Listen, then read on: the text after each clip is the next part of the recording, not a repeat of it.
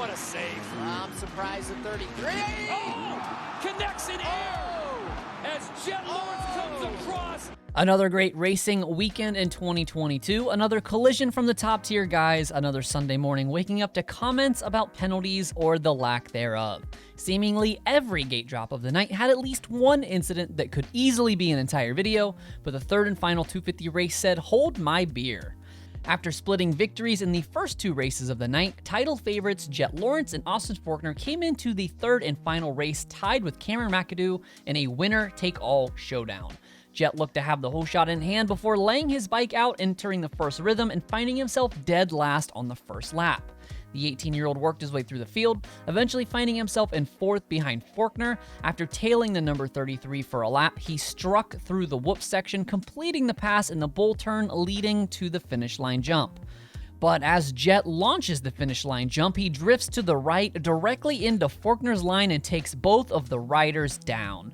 Jett was able to remount his HRC Honda and salvage a 10th place finish, landing him on the bottom step of the podium for the night, but Forkner immediately went to the side of the track and was attended to by the Alpine Stars medical staff, ultimately DNFing the race and finishing 7th on the night.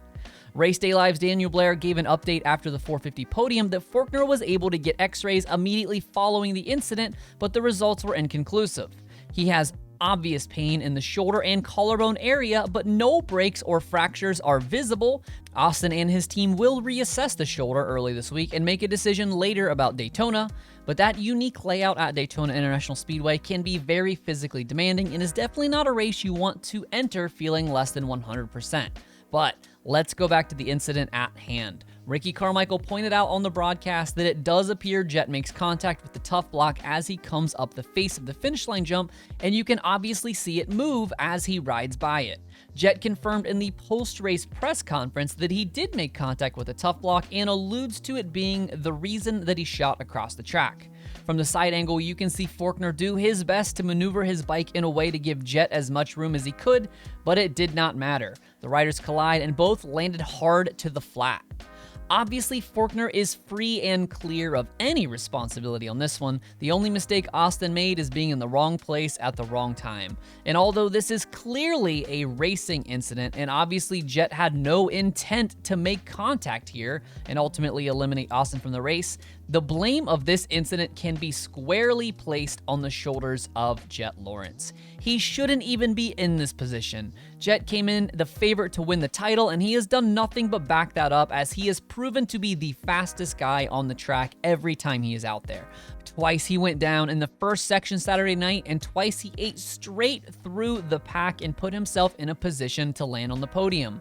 Gone was the cool and collected Jett from round one that gapped Forkner and then rode conservatively to manage that gap, and in his place is a teenage boy pushing with everything in his body to chase race victories. And when that works, everybody cheers, but last night shows that when it doesn't, even the most charismatic of young talents are not immune to a few boos.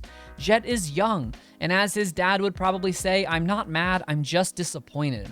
He doesn't need the whole shot to win. He just needs to get through the first part of the race cleanly, show patience, and make smart moves. Forkner and the rest of the field had nothing for Jett on this night, but he felt like he had to push. He had to make moves as quickly as possible, and instead of just methodically working around Forkner and taking the second overall and go into Daytona with a 2-point lead, he will instead share the red plate with Cameron McAdoo. Knowing when to live to fight another day might simply be a level of maturity that is too much to ask of a literal teenager.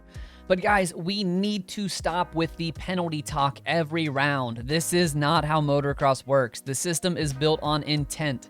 Everything in this sport is measured in split seconds, and it is not reasonable or fair to expect all of these riders to make the perfect decision and execute them flawlessly in real time. It is easy for us to watch back the replay over and over and scrutinize every frame, but these guys do not have that luxury. Let the boys race, and if someone makes an egregious move, the AMA will handle it or not.